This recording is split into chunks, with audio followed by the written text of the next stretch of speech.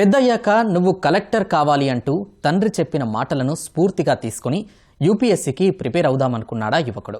తప్పనిసరి పరిస్థితుల్లో చదువయ్యాక టీసీఎస్లో ఉద్యోగంలో చేరాల్సి వచ్చింది. కానీ ఏడాది తర్వాత చిన్నప్పుడు నాన్న చెప్పిన మాటలు అతన్ని మళ్లీ తట్టిలేపాయి. ఇంకేముంది, ఉన్న పలంగా ఉద్యోగానికి రాజీనామా చేసి తెలంగాణ గ్రూప్స్కి సన్నద్ధమయ్యాడు. గ్రూప్ 1 ఫలితాల్లో 13వ ర్యాంకు సాధించి నాన్న కలను సాకారం చేశాడు. ఓ సాధారణ హెడ్ కానిస్టేబుల్ కుమారుడు కలెక్టర్ కావాలని కలలు కన్నాడు. అందుకు కారణం చిన్నప్పటి నుంచి తండ్రి ఇస్తున్నటువంటి ప్రోత్సాహం, సహకారం. ఈ నేపథ్యంలోనే ఇంజనీరింగ్ పూర్తయిపోయిన తర్వాత యూపీఎస్సీతో పాటు పోటీ పరీక్షలకు సన్నద్ధమయ్యాడు ఆ యువకుడు.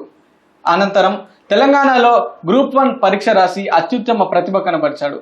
13వ ర్యాంక్ సాధించిన రోహిత్ నేత మనతో ఉన్నారు. ఆయన అడిగి ఆయన అంతరంగం ఏంటి, దీనికి సంబంధించి ఆయన పడ్డటువంటి శ్రమ ఏంటి అనేది ఆయన మాటల్లోనే విన్నాం. హాయ్ రోహిత్, ఎలా ఉన్నావు? ఫైన్. ముందుగా కంగ్రాచులేషన్స్, గ్రూప్ 1 ఫలితాల్లో 13వ ర్యాంక్ సాధించావు. ఎలా అనిపిస్తుంది? చాలా ఆనందంగా ఉందండి. 6 సంవత్సరాల నుంచి పడ్డ కృషికి ఫలితం వచ్చినందుకు చాలా ఆనందంగా ఉంది.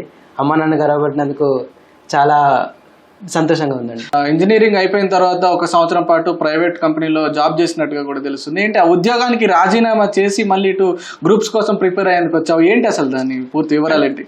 అంటే నాకు ఇంజనీరింగ్ ఫస్ట్ ఇయర్లో ఉన్నప్పుడు నేను కూడా ఎంఎస్ చేయాలి, నా కుటుంబం బాగుంటే సరిపోతుంది అనే ఒక ఆలోచన ఉండండి.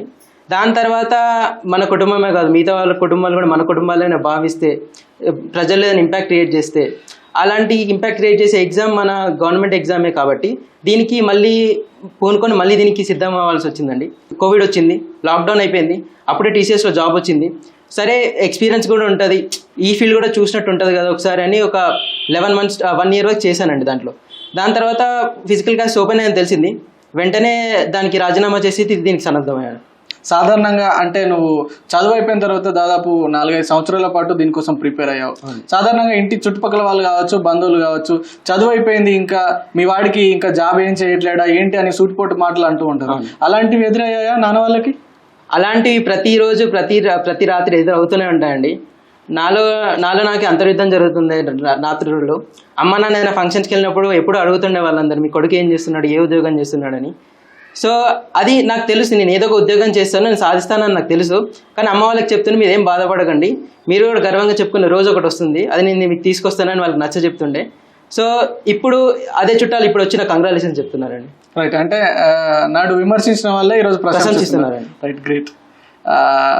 అలాగే నీ ప్రిపరేషన్ ఎలా సాగేది? అంటే రాత్రిళ్ళు 1-2 గంటల వరకు కూడా చదువుతాడు మా రోహిత్ అని అమ్మ నాన్న చెప్తున్నారు, ఏంటి అసలు? అంటే మనకి డేట్స్ దగ్గరికి వచ్చిన కొద్దీ మనకి మనలో భయం ఉంటుందండి. ఆ భయాన్ని తొలగించాలంటే హార్డ్ వర్క్ ఒకటే సొల్యూషన్. సో దానికని ఒక సిలబస్ స్టిక్ అయ్యానంటే ఆ సిలబస్ ఈరోజు ఎంత రాత్రి అయినా సరే అది ఖచ్చితంగా అయిపోయిన తర్వాతనే అన్నం తినాలి, అది ఖచ్చితంగా అయిపోయిన తర్వాతనే పడుకోవాలి. ఇది ఒక నియమం పెట్టుకుంటున్నాను నేను. సో దాంతోపాటు సిలబస్ తొందరగా కంప్లీట్ చేయాలి, తొందరగా ఎక్కువసార్లు రివిజన్ చేయాలి. రివిజన్ చేస్తేనే మనకి ఇలాంటి పోటీ పరీక్షల్లో అత్యున్నత స్థాయి సాధించే అవకాశం దొరుకుతుందండి. సో అట్లని ఎంత కష్టమైనా కూడా రాత్రి 1-2 వరకు చదువుకుంటుండే. ఒక్కొక్కసారి నాన్న వచ్చి నా పైన బుక్ అట్లనే పెట్టుకొని పడుకుంటుండే, నాన్న వచ్చి బుక్ తీసి లైట్స్ ఆఫ్ చేసి నన్ను పడుకోబెడుతుండే. అలాంటి సందర్భాలు చాలా ఉన్నాయి. సో ఇంత కష్టపడ్డా కాబట్టి ఇలాంటి ప్రతిఫలం వచ్చింది అనుకుంటాను. ఇప్పుడు గ్రూప్ 1 ఫలితాలు చూసుకున్నట్టయితే మొత్తం 563 పోస్టులకి గ్రూప్ 1 పరీక్షలు నిర్వహించారు. అంటే దీనికి లక్షల మంది పోటీ పడ్డారు, కేవలం 563 మంది మాత్రమే ఎంపిక అవుతారు. అసలు మిగిలిన వాళ్ళకి మీరు ఎలాంటి సూచనలు, సలహాలు ఇస్తారు? ఎన్ని లక్షల మంది పోటీ అయినా కూడా మీకు మీరే పోటీ అండి. ప్రతిరోజు మీ ఇంప్రూవ్మెంట్ మీకు ఉండాలి, ప్రతిరోజు మీ కష్టాలు మీరు ఎదుర్కోవాలి, ప్రతిరోజు మీరు పెట్టుకున్న ప్లాన్కి మీరు స్టిక్ అయి ఉండాలి. ఈ రోజు ఇది చేస్తున్నామంటే అది చేసేయాలి అంతే. ఒకవేళ వీకెండ్ వచ్చింది కొంచెం రిలాక్స్ అవుదాం, సినిమా చూద్దామని టైం టేబుల్లో పెట్టుకుంటే వెళ్ళి సినిమా కంపల్సరీ చూసి రండి. అది కూడా మిస్ చేయకుండా మీరు పోటీ పరీక్షకి ఏది సబ్జెక్ట్ ఎలా చదవాలనుకుంటున్నారో అదే విధంగా సినిమాకి కూడా వెళ్ళండి. మీ దగ్గర మీ టైం టేబుల్ అది ఉంది కాబట్టి. ఇప్పుడు మిస్ అయినా కూడా చూడలేదని ఏదో ఒక రిగ్రెట్ ఉంటుంది. సో అట్లా కాకుండా మీరు ఒక టైం టేబుల్ వేసుకొని టైం ప్రకారం కూర్చొని అదే టైంకి స్టిక్ అయ్యి చదువుకుంటే సరిపోతుందండి. ఇది మీకు ఎన్నో అటెంప్ట్లో వచ్చిందండి ఈ జాబ్? ఇది యాక్చువల్గా తెలంగాణ 13 సంవత్సరాల తర్వాత ఇదే ఫస్ట్ టైం అండి గ్రూప్ 1 పెట్టడం. ఇది గ్రూప్ 1లో అయితే ఫస్ట్ అటెంప్ట్ అండి. యూపీఎస్సీ ఆల్రెడీ 2 అటెంప్ట్స్ ఇచ్చానండి, దాంట్లో మార్జిన్లో పోయిందండి ప్రిలిమ్స్. ఇప్పుడు మళ్ళీ 3 అటెంప్ట్ కూడా ట్రై చేద్దాం అనుకుంటున్నానండి. సరే, అంటే చాలా మంది చదివిస్తామనే తల్లిదండ్రులు ఉన్నప్పుడు పిల్లలు ఎలా ఉంటే బాగుంటుంది, చదువుకుంటామనే పిల్లలు ఉన్నప్పుడు తల్లిదండ్రులు ఎలా ముందుకెళ్తే బాగుంటుంది అంటారు? చదువుదామన్నప్పుడు పిల్లలు ఏమవుదాం అనుకుంటున్నారో ఫస్ట్ పేరెంట్స్ తెలుసుకోవాలండి. మీరే ఎంపీసీలు కట్టేసి, మీరే ఐఐటీలు ఇచ్చి, మీరే కోచింగ్లకు పంపించి ఈ ఇన్స్టిట్యూట్ ఆ ఇన్స్టిట్యూట్ పంపించడం కాకుండా వాళ్ళు ఏం అవుదాం అనుకుంటున్నారు? ఒక స్పోర్ట్స్ మ్యాన్ అవుదాం అనుకుంటున్నారా, లేకపోతే ఒక బిజినెస్ మ్యాన్ అవుదాం అనుకుంటున్నారా, ఒక టెక్నికల్గా ఏదైనా డెవలప్ అవుదాం అనుకుంటున్నారా, లేకపోతే 4 గ్రూప్స్లో అవుదాం అనుకుంటున్నారా? ఫస్ట్ తెలుసుకోండి, కూర్చోబెట్టి మాట్లాడండి. ఒకవేళ అవుదాం అనుకుంటుంటే మన ఆర్థిక పరిస్థితి ఇది, మనం ఇట్లున్నాము, మనకి సాధ్యం కాదు అన్నీ అయినా కూడా చదువుదామన్నా కూడా ఏ తల్లైనా తల తాకట్టు పెట్టైనా పైసలు ఇస్తారండి. అది దాంట్లో పెద్ద విషయం కాదు. కానీ చదువుకునే ఇంట్రెస్ట్ మీకు ఉండాలి. అది పిల్లలకి, అది పేరెంట్స్ కంపల్సరీగా కేర్ చేయాలి వాళ్ళ పిల్లల్ని. ఏమవుదాం అనుకుంటున్నా అడగాలి. అలానే పిల్లలు కూడా పేరెంట్స్ ఎంత కష్టపడుతున్నా చూడాలి. వాళ్ళ కష్టానికి తగ్గట్టే మీ కోరికలు కూడా పెట్టుకోవాలి.